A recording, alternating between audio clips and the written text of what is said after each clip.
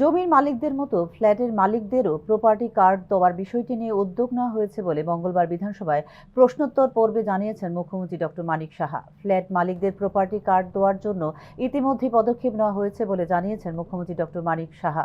দেশের ১৫২টি শহরের নকশা প্রকল্প চালু করেছে কেন্দ্রীয় সরকার। এই ক্ষেত্রে এই প্রকল্পে কাজ শুরু হয়েছে শহর আগরতলায়ও। নকশা প্রকল্পে জমির বিস্তারিত তথ্য বিবরণ পঞ্জীকৃত হবার পরে ফ্ল্যাটের মালিকদেরও প্রপার্টির কার্ড দেওয়া হবে বলে এদিন বিধানসভায় জানিয়েছেন মুখ্যমন্ত্রী ডক্টর মানিক সাহা।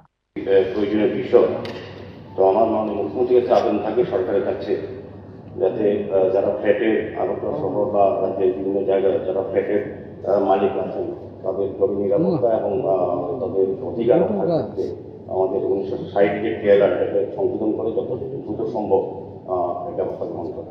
ধন্যবাদ। মাননীয় অধ্যক্ষ মহোদয়, এই যে সমস্যাটা, এই সমস্যার সমাধানের জন্য ভারত সরকার সম্প্রতি 152টি যে নির্বাচিত শহর সেখানে পাইলট প্রকল্প হিসাবে নকশা নামে একটা প্রকল্প শুরু করেছে।